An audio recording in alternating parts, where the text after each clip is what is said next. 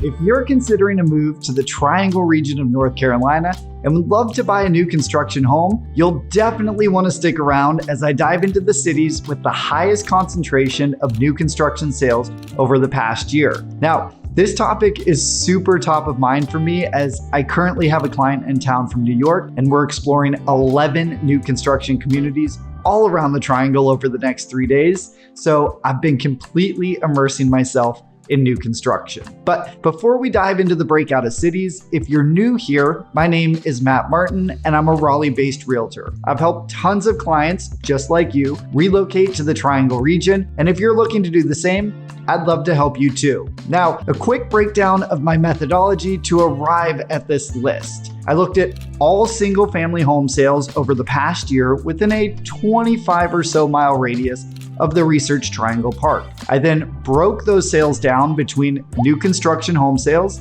and resale homes to arrive at each city's allocation of each type of inventory. Across my sample set of 26 cities, there were just over 21,000 single family homes sold in the past year, and just over 6,000 of those were new construction, or 29% of the total sales. But the cities we're gonna check out today blow that percentage out of the water. Now, these aren't necessarily the cities that had the most number of new construction single family homes. Instead, this is a list of cities whose new construction sales either surpassed their resales or came really darn close. But if you wanna know which cities had the most overall new construction sales, stay tuned until the end of the video and I'll give you a top 5 list. Let's start with number 7 and work our way up to number 1. At number 7, we have Pittsboro, which had 419 total sales over the past year, 47% of which were new construction sales. The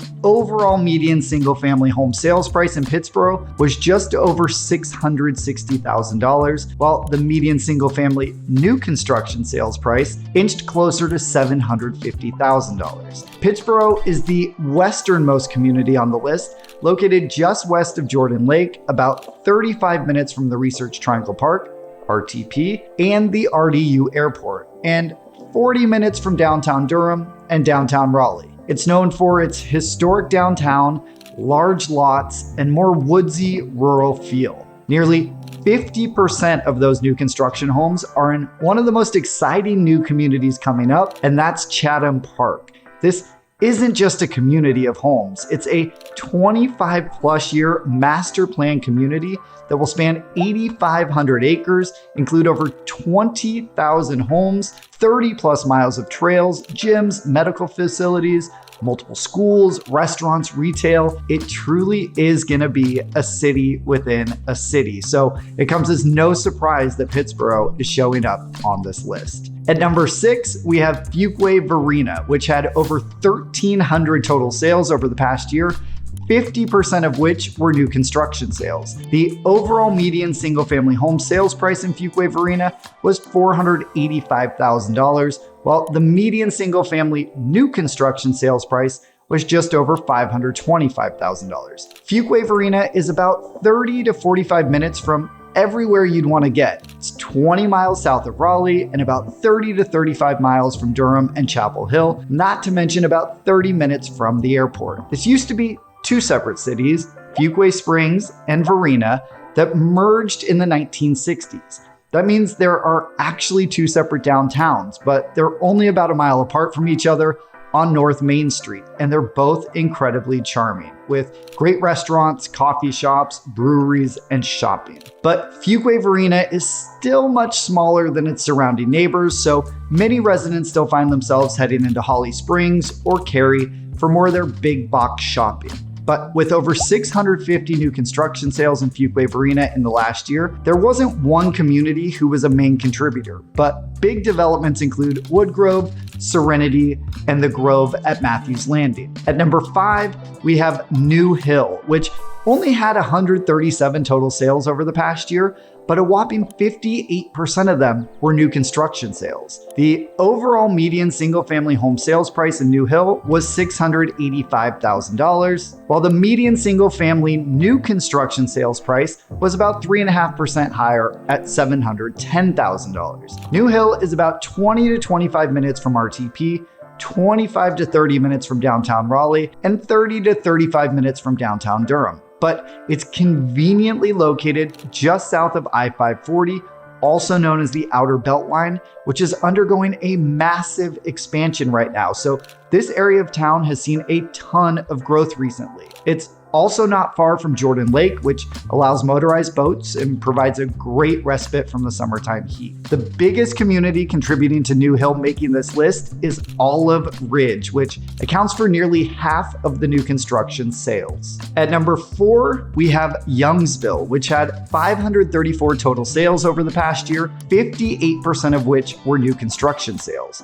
The overall median single-family home sales price in Youngsville was $420,000, while the median single-family new construction sales price was actually a little lower at $417,000. Youngsville is the northernmost community on this list, beyond Rollsville and Wake Forest off Highway 1, and is known for its more rural feel and larger lots. While the area is growing, you won't find as many conveniences as in neighboring Wake Forest, though you're just across the border. Depending on traffic along Highway 1, you're about 35 minutes to downtown Raleigh. Access to Durham, RTP, and RDU are a little longer, averaging about 35 to 45 minutes. Because of this more rural feel, there's a lot of land for development, which explains the large percentage of new construction homes. While there isn't one community that leads the pack, the biggest contributors were D.R. Horton's Baker Farm and Mungo's Golden Ridge. At number 3,